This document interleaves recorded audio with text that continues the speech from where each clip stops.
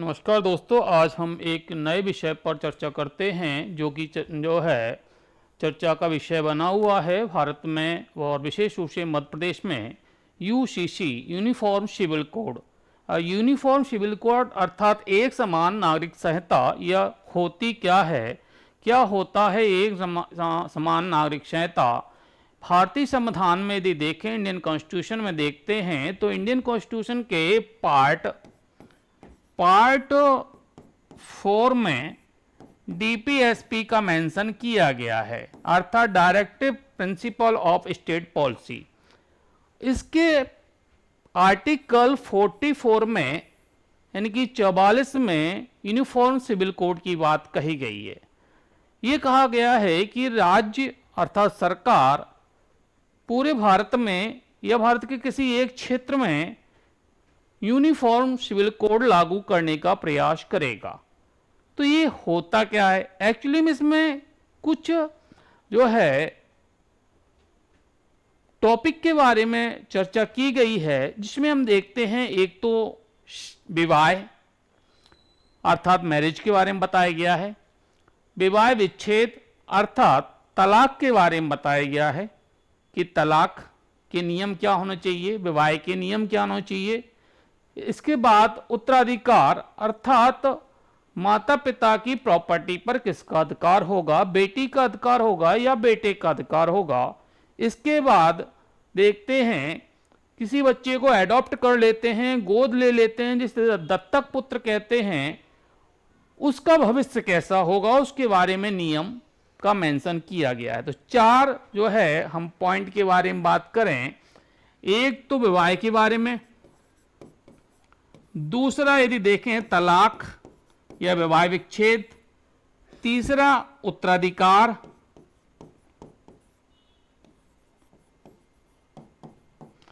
चौथा हम कहें किसी को गोद लेना या हम कहें एडॉप्ट करना, दत्तक पुत्र की बात करते हैं। तो इसमें यह कहा गया है कि सरकार भारत में भले ही सभी धर्म के लोग रह रहे हैं और सभी धर्म के लोगों के अपने अपने क्या हैं नियम और कानून हैं, विवाह संबंधी, तलाक संबंधी, उत्तराधिकार संबंधी और किसी बच्चे को एडॉप्ट करते हैं वो संबंधी। लेकिन सरकार सभी को एक समान क्या है ये कोड लागू करेगा कि विवाह के क्या नियम होंगे, तलाक के नियम क्या होंगे, उत्तराधिकार के नियम क्या होंगे और किसी बच्चे को एडॉप्ट करते हैं उसके नियम क्या होंगे। तो यहां हम देख रहे हैं तो भारत में मध्य प्रदेश ऐसा 5वां राज्य बन गया है जिसने यूसीसी कोड या एक समान नागरिक संहिता लागू की है। एक्चुअली में यदि हम देखें तो गोवा में जब गोवा स्वतंत्र हुआ था पुर्तगालियों से 1961 में, तब से ही गोवा में यूसीसी लागू है। अर्थात कहने का मतलब है पुर्तगालियों ने यूसीसी यूनिफॉर्म सिविल कोड लागू करके ही जो है गोवा में व्यवस्था बनाई थी, उसको ही हमने अडॉप्ट कर लिया था। इसके बाद गोवा में अलग से कोई यूनिफॉर्म सिविल कोड अधिनियम नहीं लाया गया, उसी को ही लागू किया गया। इसके बाद हम देखते हैं उत्तराखंड की बात करें तो ये उत्तराखंड पहला राज्य है जिसने यूनिफॉर्म सिविल कोड के बारे में एक एक्ट पारित किया और अपने पूरे राज्य में इसे लागू किया। इसके बाद हम देखते हैं कि गुजरात और असम, यहां गुजरात और असम में ये जो है इस एक्ट को लाया गया और इसके बाद मध्य प्रदेश, ये यदि ये पूछ लिया जाए कि भारत के कितने राज्यों में ये लागू है तो 5 राज्यों में लागू है। यदि ये पूछ लिया जाए कि भारत में कितने राज्य इसे एक एक्ट या अधिनियम के द्वारा लाए हैं तो ये 4 राज्य हैं। उत्तराखंड पहला हो गया, गुजरात दूसरा, असम तीसरा और मध्य प्रदेश चौथा राज्य हो गया। तो इस प्रकार से अब इसमें मध्य प्रदेश ने क्या क्या इसमें प्रावधान किया है अर्थात डॉक्टर मोहन यादव की जो गवर्नमेंट है उनके द्वारा यूसीसी के बारे में क्या क्या प्रावधान हुए हैं, क्या क्या प्रोविजंस हुए हैं, तो मैंने आपको बताया विवाह संबंधी। एक्चुअली में क्या है, यूसीसी लागू करने का मुख्य उद्देश्य क्या है कि महिलाओं को ज्यादा से ज्यादा क्या करना, सशक्त बनाना, अर्थात महिलाओं के शोषण को जो है रोकना।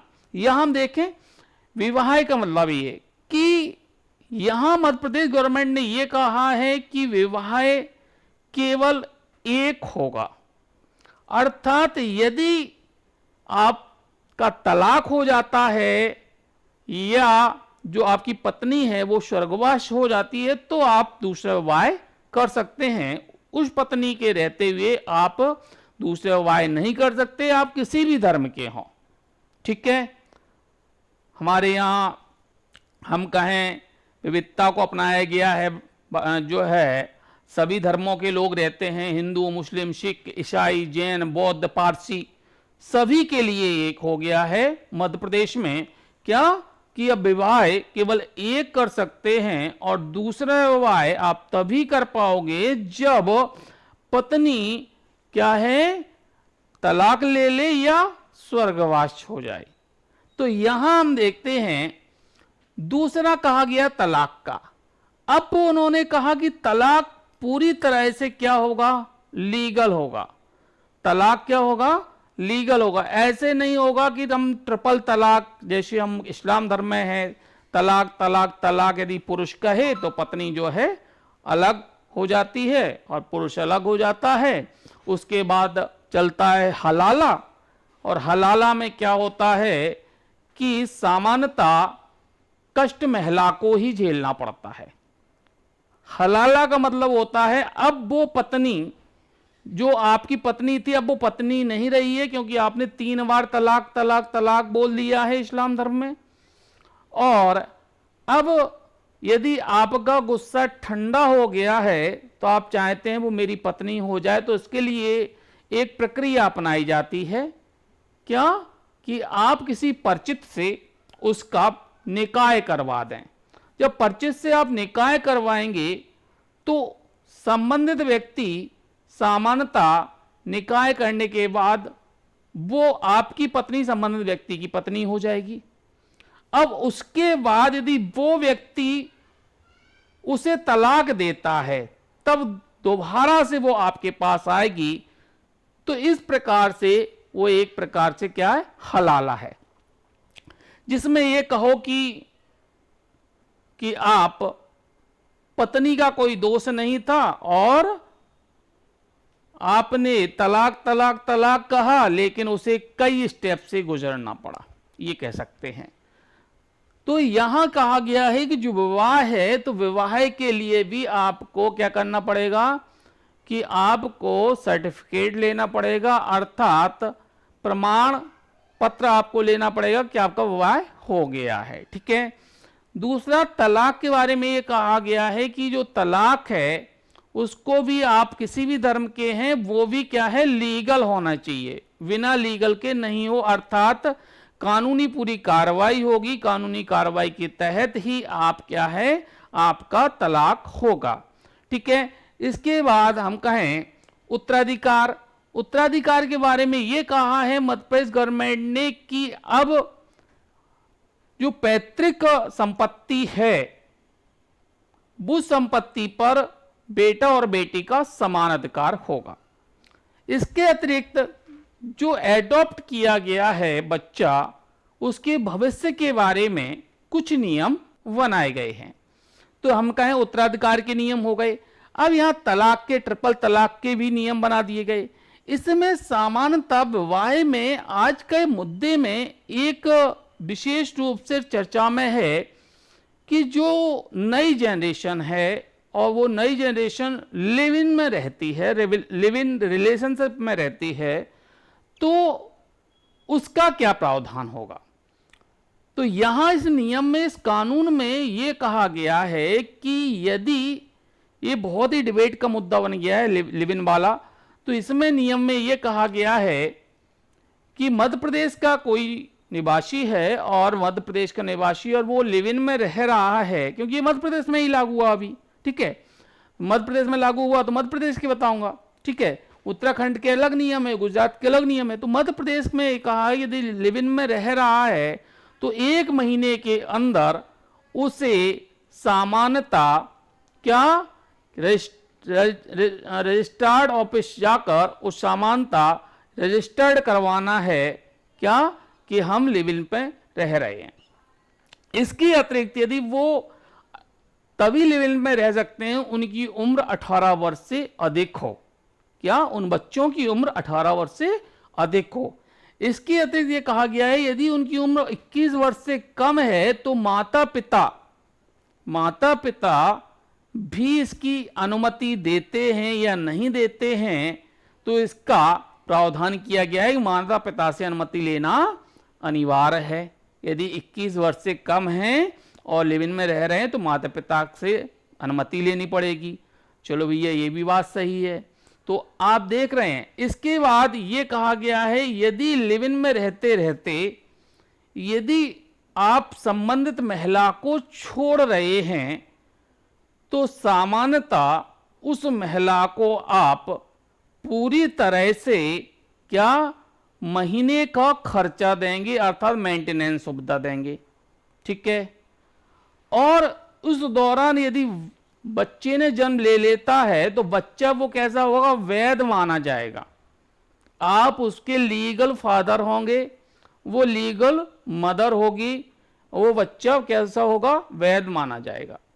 इसके अतिरिक्त ये कहा गया है कि जब आप सामान्यता रजिस्ट्रेशन करवाते हैं 1 महीने के अंदर और उस रजिस्ट्रेशन में आप क्या गलत इंफॉर्मेशन दे देते हैं, नाम गलत है, ठीक है, धर्म गलत है, ये सारे गलत इंफॉर्मेशन दे देते हैं, तो कहा गया है कि संबंधित व्यक्ति को 6 माह की सजा और 25,000 का जुर्माना होगा। इसके अतिरिक्त रजिस्ट्रेशन ही नहीं करवाते हो और पता चलता है पुलिस को, तो सामान्यतः पुलिस को पता चलता है तो कहा गया 3 महीने की सजा और 10,000 रुपए जुर्माना लगेगा। क्योंकि जब रजिस्ट्रेशन होता है, माता पिता को पता चलता है, तो इसकी एक कॉपी संबंधित थाने में भी जमा की जाती है कि आप लोग लिव इन रिलेशनशिप में हैं और रह रहे हैं, ठीक है। तो ये सामान्यतः लिव इन का जो है मुद्दा आया।